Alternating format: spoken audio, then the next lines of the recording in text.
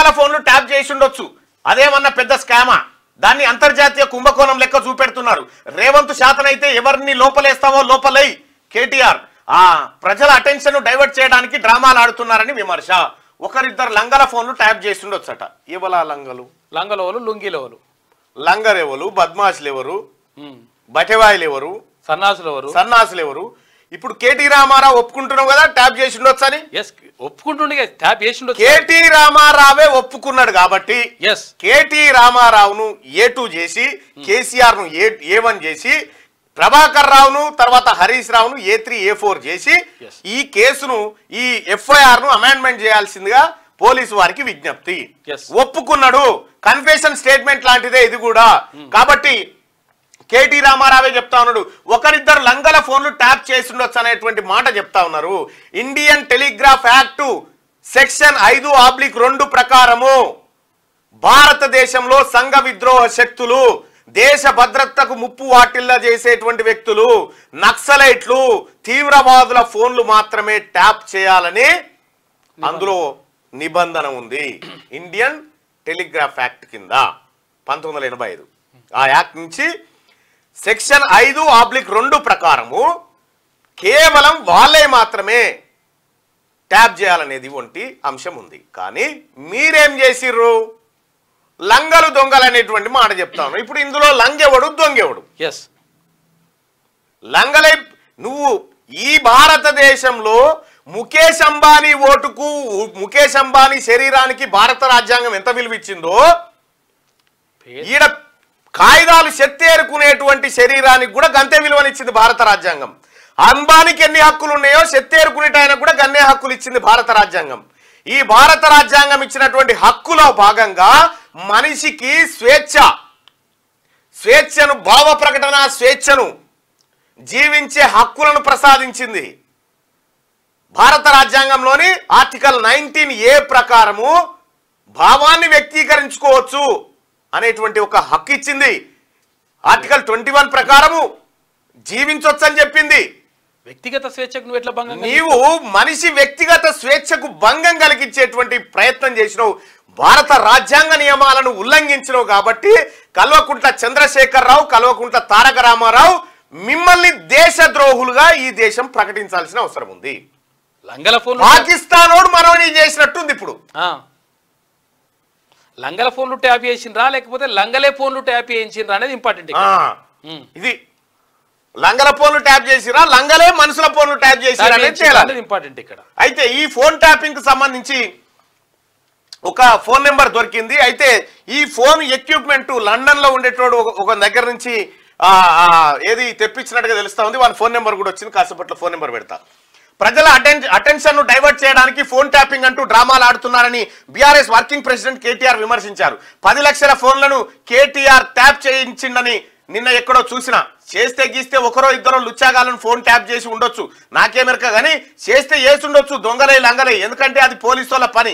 దానికి ఏదో అంతర్జాతీయ కుంభకోణం ఏదో జరిగిపోయినట్టు డ్రామాలు చేస్తున్నారు. రామా గుర్తుపెట్టుకో, ఇది అంతర్జాతీయంగా ఎవరు చేయలే, ఏ ప్రపంచంలో ఎవరు చేయలే. అంత పెద్ద కుట్ర చేసిరు మీరు. హీరోయిన్లై తర్వాత వ్యాపారస్తులై రకుల్ ప్రీత్ సింగ్ ది ఈ అన్ని ఫోన్లు ట్యాప్ చేసింది నిజమా కాదా తేలాలి. అంతర్జాతీయ అంతర్జాతీయం కాదు, ఇది అనంత విశ్వ కుంభకోణం. ఇది శాతనైతే దమ్ముంటే ఎవరెవరిని లోపలేస్తారో వేయండి. దానికి శాతనవుడు దమ్ము ఎందుక? తీసుకొని గోరలా గుంజుకపోయి లోపల పడదింటారు. దానికి ఇంకా శాత కావాలి, దమ్ము కావాలి. మిమ్మల్ని ఎత్తందుకు FIR కాపీ ఒక్కటి సరిపోతుంది. మిమ్మల్ని ఎత్తందుకు ఆల్రెడీ పోతున్నాడు. సెలెన్ తీసుకపోయి వేసిరుగా, రావాల్సిన మగోడు రానే వచ్చిండు అని సీఎం రేవంత్ కు సవాల్ చేశారు. రేవంత్ రెడ్డి ముఖ్యమంత్రిగా నువ్వే ఉన్నావు, శాతనైతే దమ్ముంటే ఈ లీకులు బంద్ చేసి చర్యలు తీసుకో, మేము వద్దంటలేం కానీ ఈ పనికి మాలిన డ్రామాలు ఆపు అని చెప్పి ఆయన అన్నారు. మరి ముఖ్యమంత్రి రేవంత్ రెడ్డి గారు ఆయనకు సవాల్ వేస్తా ఉన్నావు కదా రేవంత్ రెడ్డి గారికి. మళ్ళీ మిమ్మల్ని పిచ్చని బతకపోయినట్టు పట్టకపోతే మళ్ళా చూసినావా ముఖ్యమంత్రి గారు అనొద్దు. మళ్ళా అన్యాలము భిన్నాలము ఇవన్నీ ఉంటాయి. ముఖ్యమంత్రి పదవి నడుస్తలేదని ఆయన లీకు వీరుడని కేటీఆర్ దుయ్యబట్టారు. స్కాములు అంటూ రోజుకొక్క లీకులు ఇస్తుండు. డైరెక్ట్ గా చెప్పరాదురాబాయ్, సీదా చెప్పు, గీ తప్పైంది, గీని పట్టుకుంటున్నామని చెప్పు. ఫాల్తు మాటలు ఎందుకు? ధైర్యం ఉంటే జై. ముఖ్యమంత్రి నువ్వు, అధికారం నీది, తప్పులేం జరిగినవి బయట పెట్టు, ఎవరెవరిని లోపలేస్తావో వెయ్యి, మేము వద్దంటలేం అని అన్నారు. వేసేది నిన్నేనా? రా బయట. బుధవారం తెలంగాణ భవన్ లో జరిగిన మల్కాజ్గిరి ఎంపీ ఎన్నికల సన్నాహక సమావేశంలో కేటీఆర్ మాట్లాడారు. ఇక ఫోన్ ట్యాపింగ్ వెనుక ఒక ఎంపీ, ఫోన్ ట్యాపింగ్ సంబంధించి ఒక కీలకమైన సమాచారం వచ్చింది మన దగ్గరికి. ఒక ఫోన్ నెంబర్ చెప్తా, పోలీసులు కూడా దయచేసి ఫోన్ నెంబర్ పైన ఎంక్వైరీ చేయరు. వీని దగ్గర సమస్త సమాచారం ఉన్నట్టుగా తెలుస్తా ఉంది. ఫోన్ ట్యాపింగ్ సంబంధించి సమస్త సమాచారం నేను ఒక నెంబర్ ఇస్తా, ఆ నెంబర్లో ఉన్నట్టుగా తెలుస్తా ఉంది. దయచేసి వీడు విదేశాల్లో ఉంటున్నట్టుగా తెలుస్తా ఉంది. వీని నెంబర్ వచ్చేసి +44 78 28